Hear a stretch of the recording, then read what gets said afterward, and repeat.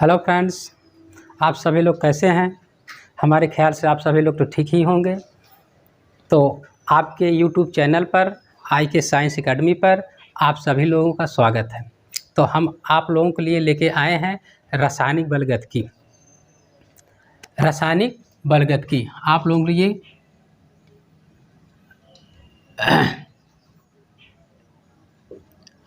रासायनिक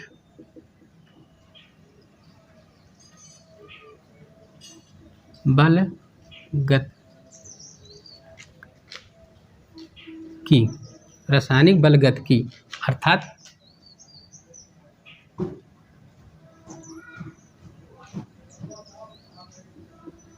केमिकल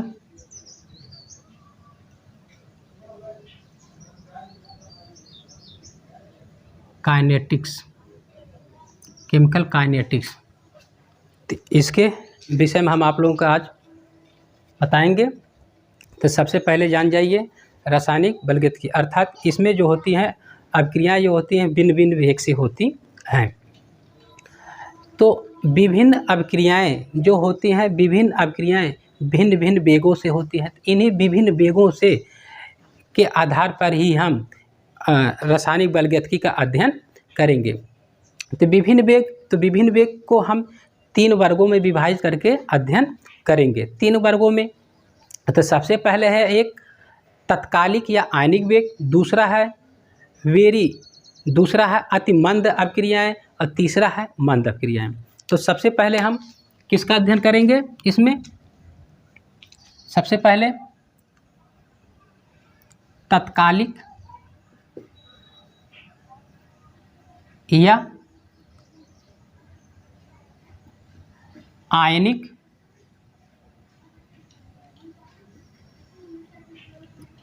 अभिक्रियाएँ, ये हुआ। और दूसरा क्या है?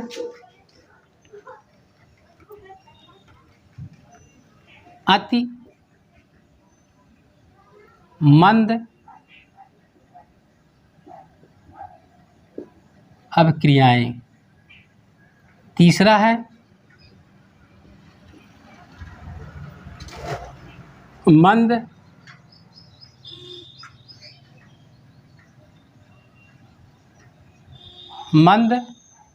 अभिक्रियाएँ।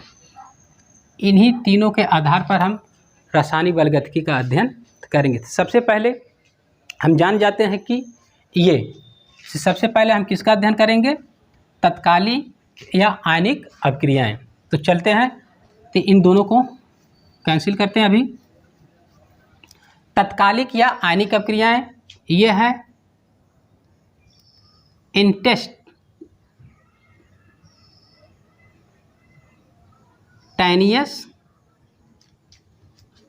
और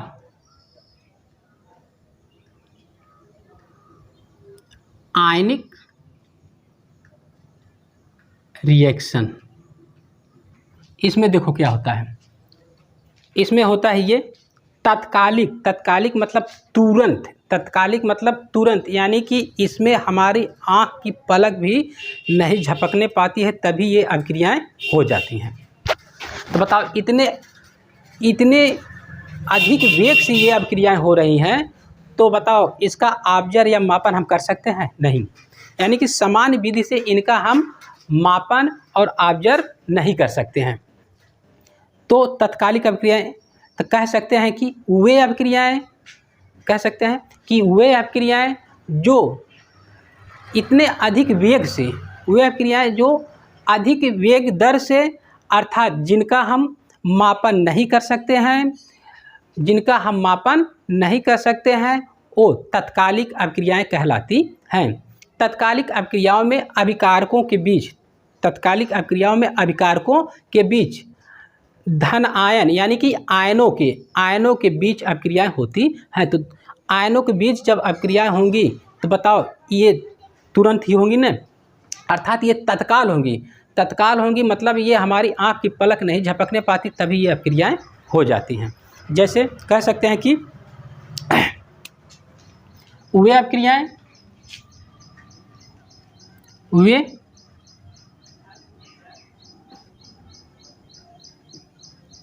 अभिक्रियाएं वे अभिक्रियाएं जिनका वेग इतना अधिक होता है, वे अभिक्रियाएं जिनका वेग इतना अधिक होता है कि तथा उसे वे अभिक्रियाएं जिनका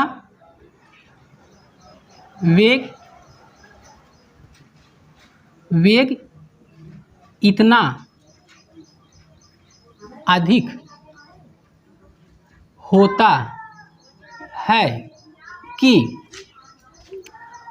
उन्हें हम सामान्य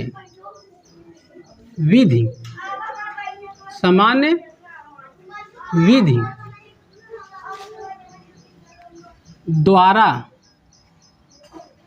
मापा न जा सके। समान विधि द्वारा क्या है? समान विधि द्वारा मापा न जा सके तो उसे तात्कालिक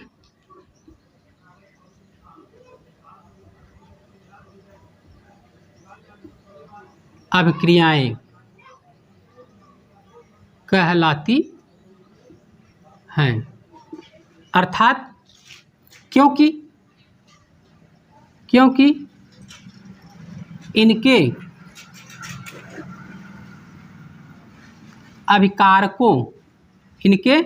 अभिकारकों के मध्य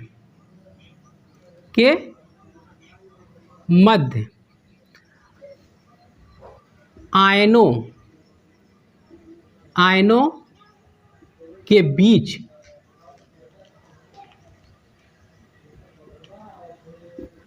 अभिक्रियाएं होती हैं। इसीलिए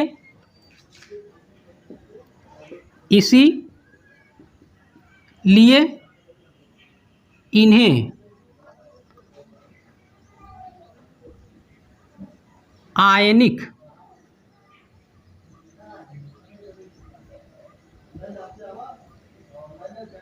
अभिक्रियाएं कहते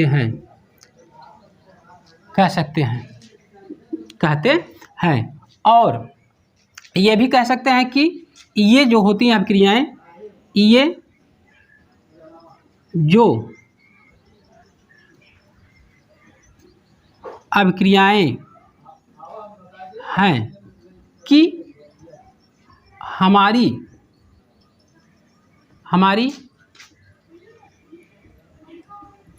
आँखों की पलकें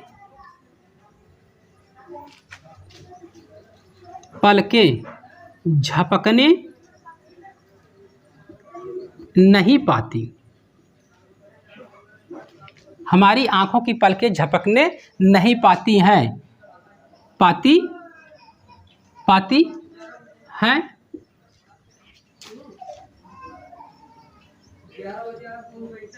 इतने में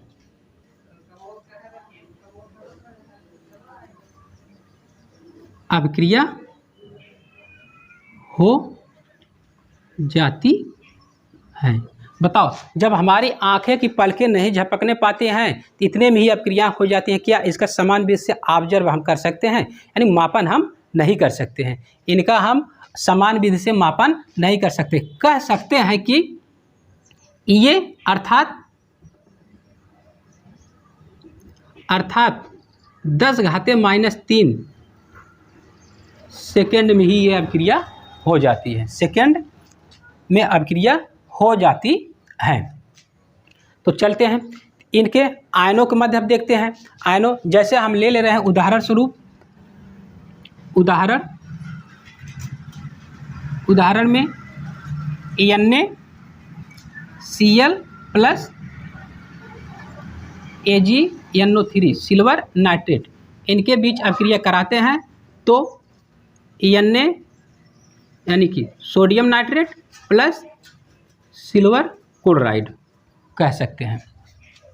इनके बीच ये क्या है? इन दोनों के आयनों के मध्य इन दोनों के आयनों के मध्य अभिक्रिया होती है। तो आयनों के मध्य अभिक्रिया होती है, ये बहुत तुरंत हो जाती हैं, इतनी वेग से होती है कि हमारे आँखें पलक नहीं झपकने पाती, तभी ये अभिक्रियाएँ हो जाती हैं। जैसे इस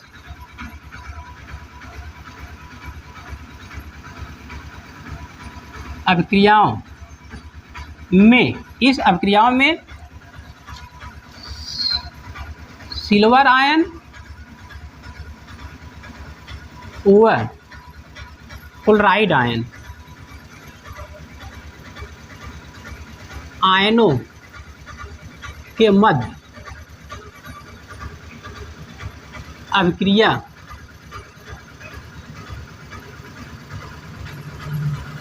होती है। तो सिल्वर क्लोराइड का सफ़ेद अवक्षेप बन जाता है। किसके बीच हो रहा है? यानी कि ये भी आयन है और ये भी आयन है, यानी कि ये क्या है? अवक्षेप।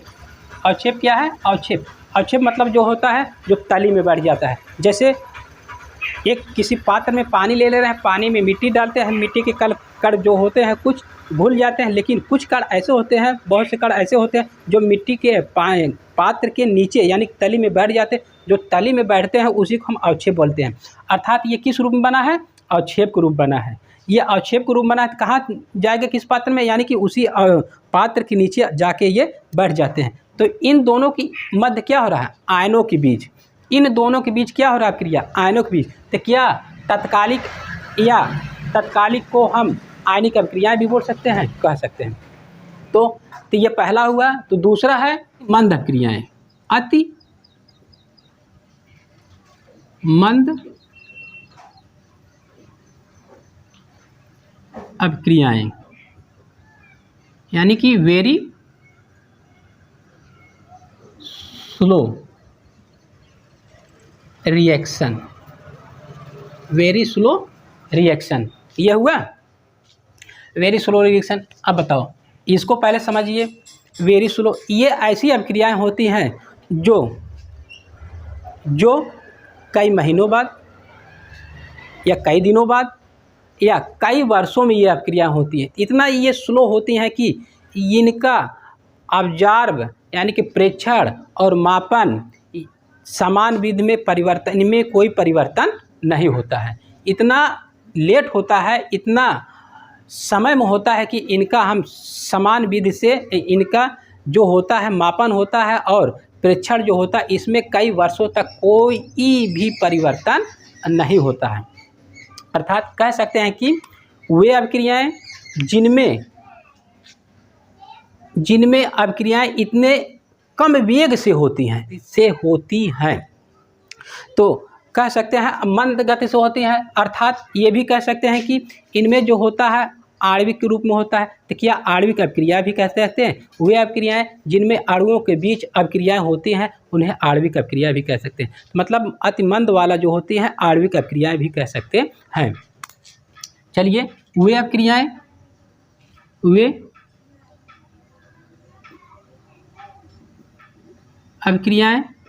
जिनमें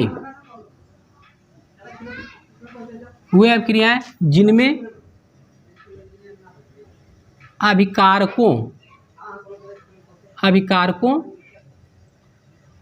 के मध्य अणुओं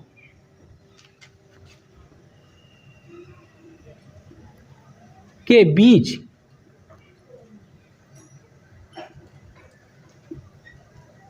अभिक्रिया होती है, उन्हें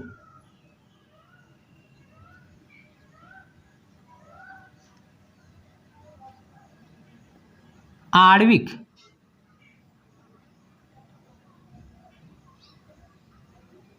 अभिक्रियाएं भी कहते हैं। अर्थात अतिमंद वाले जो अभिक्रिया होते हैं अणु के रूप में चलते हैं। आणविक अभिक्रिया हो गए, ये इतना स्लो होती हैं, कहें कि ये इनका समान यानी कि इनमें जो मापा जाएगा और इसमें जो प्रेक्षण किया जाएगा इसमें कई वर्षों तक इनमें कई वर्षों तक परिवर्तन नहीं हो सकता, अर्थात हम इसका रीडिंग नहीं निकाल सकते हैं। जैसे उदाहरण स्वरूप हम बोल सकते हैं कि उदाहरण में हम ले रहे हैं उत्प्रेरक की अनुपस्थिति में, उत्प्रेरक की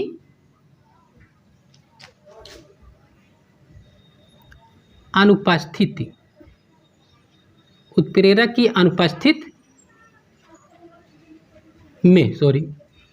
में हाइड्रोजन तथा ऑक्सीजन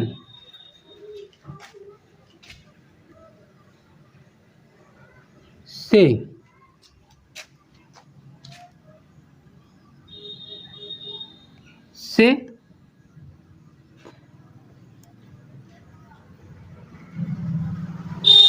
अभिक्रिया द्वारा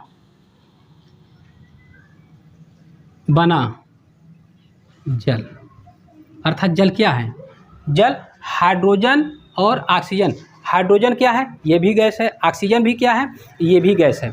जब हाइड्रोजन ये भी गैस है तो ऑक्सीजन भी गैस है, तो इनके बीच जब अभिक्रिया होगा क्या जल बनेगा? तो हमें जल के रूप में क्यों दिखाई देता है? ये सब प्रश्न हुआ कि नहीं? जब हमें ये जल के रूप में दिखाई देगा तो बताओ जल जब बनेगा वो भी किसके अनुपस्थिति में? उत्प्रेरक की अनुपस्थिति, अर्थात इसमें कोई उत्प्रेरक न मिलाया जाए। उत्प्रेरक मतलब ये होता कि कोई उत्प्रेरक हम मिला दें तो अभिक्रिया तुरंत हो जाती है, यानी कि घंटों भी नहीं लगेगा समय, और यानी कि मिनटों भी नहीं लगेगा, अभिक्रिया तुरंत हो जाती है। तब इसमें बताओ उत्प्रेरक नहीं है और अभिक्रिया किसके बीच हो रहा है? हाइड्रोजन और ऑक्सीजन के बीच हो रहा है। हाइड्रोजन और ऑक्सीजन के बीच अभिक्रिया हो रही है तो उसके द्वारा क्या बन रहा है?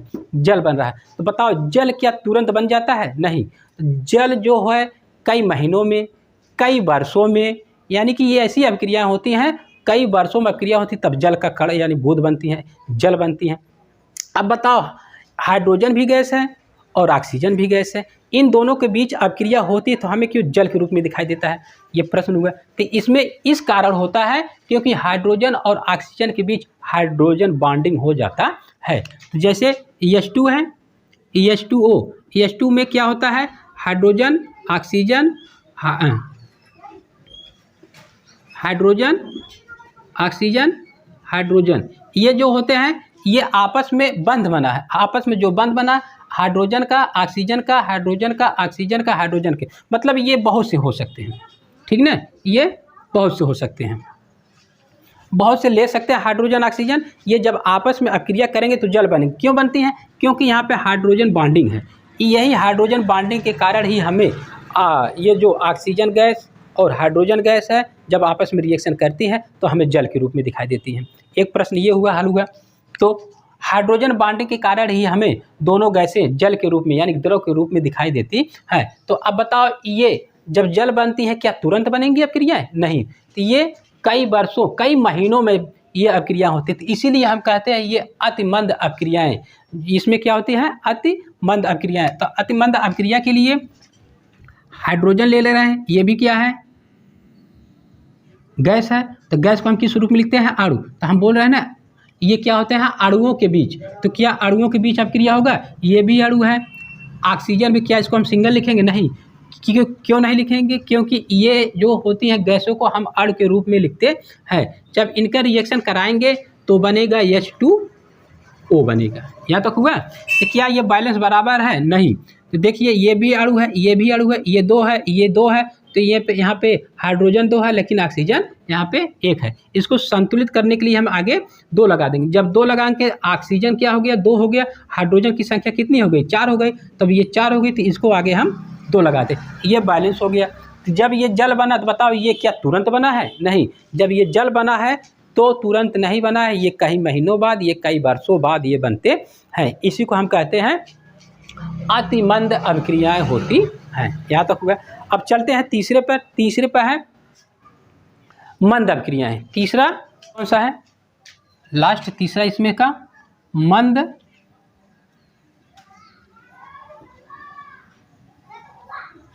अपक्रिया ए, अर्थात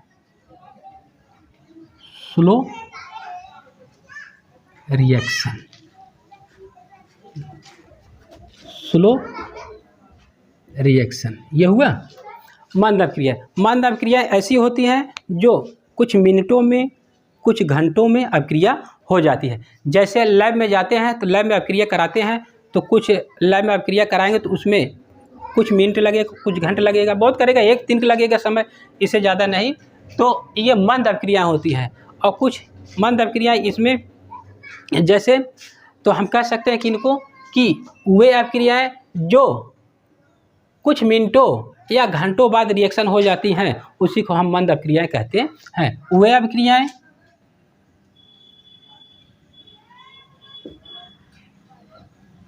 अपक्रियाएं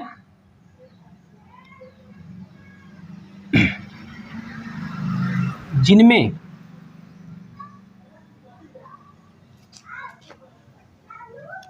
कुछ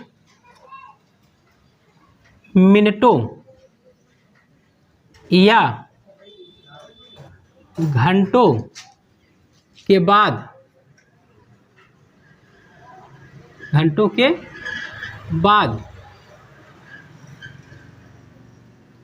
अपक्रिया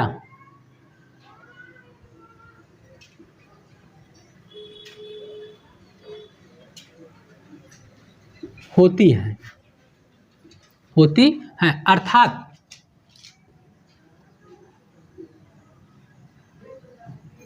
इनका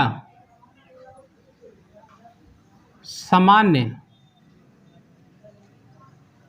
विधि से मापन कर सकते हैं। मंद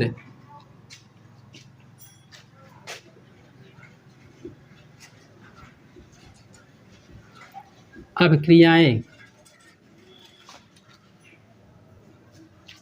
कहलाती हैं।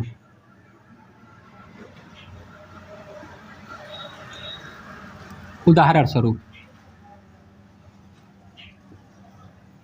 यानी कि इन अपक्रियाओं का वेग हम माप सकते हैं, कितने समय में हो रहा है, कितने घंटों में हो रहा है और या कितने मिनटों में हो रहा है, तो इसी को हम मंद अपक्रियाएं कहते हैं। उदाहरण स्वरूप लेते हैं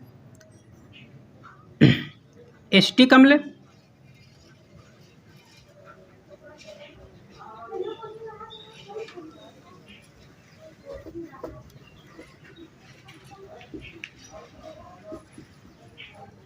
एसिटिक अम्ल व ethyl alcohol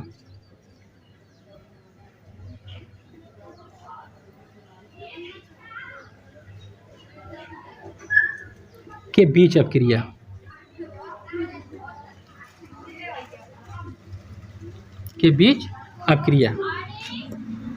CH3COOH plus C2H5OH इनके बीच अपक्रिया कराएंगे तो मिनटों में, घंटों में या बहुत करेगा 1 दिन लग सकता है, इससे ज़्यादा नहीं। तो इन दोनों के बीच अपक्रिया कराएंगे तो बनेगा ethyl acetate CH3 COO C2H5 और प्लस H2O बनेगा, जल बनेगा। अब देखो बनेगा कैसे, ये रिएक्शन यहाँ से टूटता है और ये यहाँ से टूटता है। ये जब टूटेगा तो CH3 COO माइनस और H प्लस में टूटेगा, ये जब टूटेगा C2H5 प्लस और OH माइनस। बताओ प्लस प्लस में आकर्षण होता है कि माइनस माइनस में कि प्लस माइनस में? बताओ प्लस प्लस में होगा रिएक्शन, आकर्षण होगा कि माइनस माइनस कि प्लस माइनस? नहीं, देखो प्लस प्लस जो होते हैं प्रतिकर्षण होते हैं, माइनस माइनस भी क्या होते हैं प्रतिकर्षण होते हैं, लेकिन प्लस माइनस में जो होते हैं आकर्षण होते हैं। इसीलिए हम पहले इसको यहाँ से तोड़ते हैं, तोड़ने के बाद देख लेते हैं ये माइनस, ये प्लस, ये प्लस और ये माइनस। इसका माइनस इस वाले प्लस से, इसका माइनस इसका प्लस इस माइनस वाले से। बताओ आपस में टूटा तो आपस में फिर रिएक्शन करेगा नहीं, ये भी आपस में टूटा तो आपस में रिएक्शन करेगा नहीं, तो किस में करेगा, एक दूसरे में रिएक्शन करेंगे। तो इसको इसके साथ जोड़ेंगे तो ये हो जाएगा, इसको इसको जोड़ेंगे तो ये हो जाएगा। तो रिएक्शन ऐसे होती हैं। बाद में हम कुछ और बताएंगे रिएक्शन और कैसे होता है। तो सबसे पहले हम पढ़ रहे हैं मंद अभिक्रियाएं। तो मंद अभिक्रिया में एक उदाहरण हो गया। दूसरा उदाहरण है, दूसरा हाइड्रोजन परऑक्साइड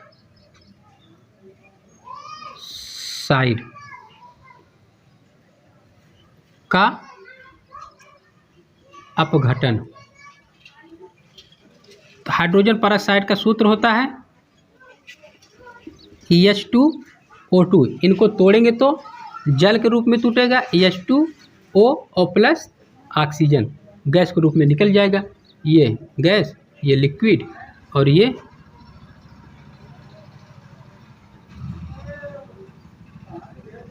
एक्वा। तो ये दो है, ये यहाँ पे है, तो इसलिए क्या लिखेंगे, इसको 2 कर देंगे, ये भी 2 कर देंगे संतुलित करने के लिए।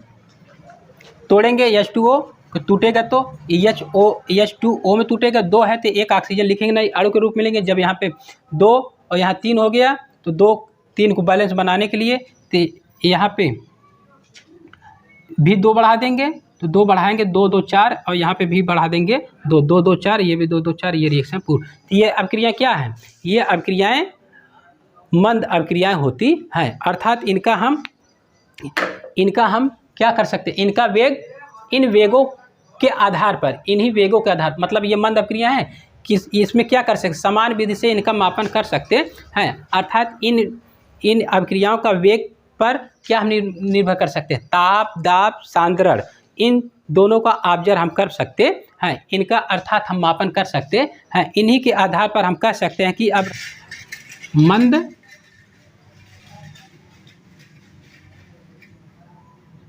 अभिक्रिया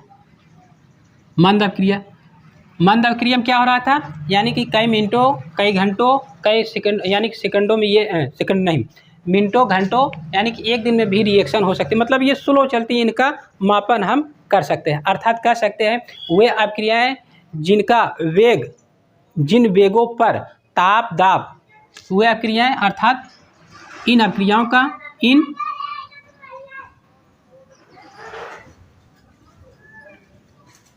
अभिक्रियाओं का वेग पर ताप, दाब व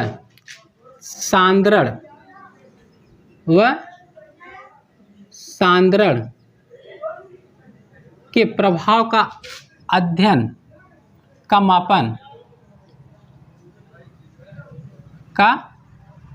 मापन कर सकते हैं।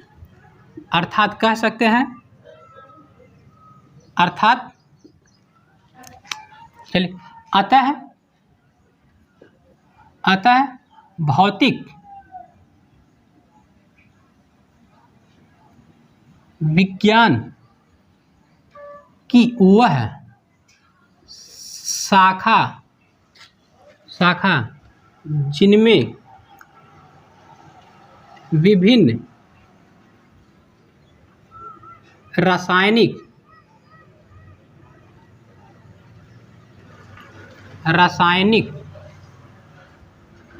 अभिक्रियाओं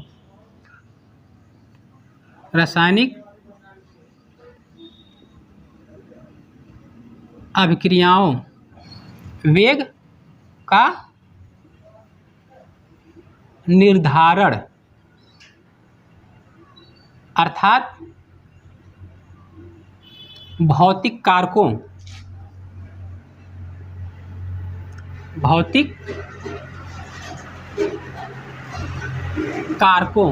जैसे ताप, दाब, सांद्रण, उत्प्रेरक आदि